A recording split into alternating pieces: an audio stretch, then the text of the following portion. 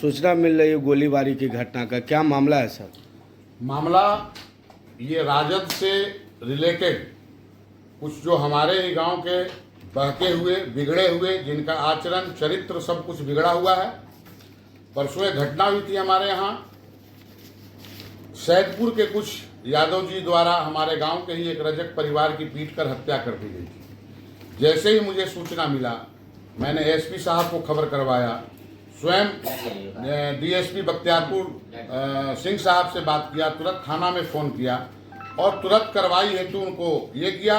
और जैसी मुझे सूचना मिली कि लोग घायल हैं, मैं बख्तियारपुर अस्पताल पहुंचा। वहां पहुंचते पहुंचते हमें पता चला कि एक आदमी की मृत्यु हो गई जो विनोद रजक नाम का आदमी था। मैंने सिंपैथी के सिवा और कुछ कर नहीं सकते थे। एक जो घायल था, जो ज़्यादा घायल था, उसको तुरंत पैसे को दे के एम्बुलेंस में उसको पटना भिजवाए। पटना भिजवाने के बाद लाश को पोस्टमार्टम के लिए, इतने में पता चला कि यहाँ रोड पे कुछ वही तत्व ने चक्का जाम कर दिया है। गांव का मुखिया प्रतिनिधि होने के नाते मेरी जवाबदारी थी और एसपी साहब का भी, एएसपी साहब का बार बार फ़ोन आ रहा था कि थोड़ा सा आप मैं गया अपने ग्रामीणों के साथ, मेरे साथ और भी कुछ लोग थे, सबको समझाने का प्रयास किया कि भाई ये अनुचित चीज़ है, ये गलत चीज़ है। उनका कहना था कि आप मेरे साथ चलो और आप जैसे हम कर रहे हैं वैसे हम, कि नहीं, मैं गलत कानून का साथ नहीं दूंगा। चूंकि अभी इलेक्शन का माहौल है, अलग राजद के उम्मीदवारों द्वारा, राजद के समर्थकों द्वारा उन्हें फंडिंग किया गया, फंडिंग करके उनसे नारा लगवाया गया। तो जब नारा लगने लगा, जब देखे कि वहाँ पे अहिंसा होने की बात है, तो हम वहाँ से चले आए। हमने सीओ साहब को फ़ोन करके बार बार बुलवाया। सीओ साहब इसके गवाह हैं कि हमने कितने बार उनको फ़ोन किया। एएसपी साहब से, डीएसपी साहब से कई बार बातचीत हुई। हम जो कर सकते थे कानूनी रूप में वो मदद करने की कोशिश की। लेकिन उस परिवार को कि तुमको नौकरी मिलेगा, सरकार से इतना ये मिलेगा, ये प्रलोभन देके उस फैमिली को इकट्ठा करके वो अराजक तत्व आज पूरे गांव में नारा लगाते हुए कि बीजेपी मुर्दाबाद। बीजेपी क्यों मुर्दाबाद? भारतीय जनता पार्टी क्यों मुर्दाबाद? भारतीय जनता पार्टी के लोग गए थे हत्या करने के लिए। ललन सिंह मुखिया मुर्दाबाद क्यों है? ललन सिंह गए थे उसको हत्या करने के लिए। इस चीज का विरोध किए कि ये गलत चीज है। उन लोगों ने इतनी दुस्साहस की है कि हमारे पुराने आवास पे जाके नारे लगाए। वहां मेरी माँ अकेले रहती हैं, मेरा भाई एक रहता है, वहां पे जाके उन लोगों ने गलत आचरण किया है।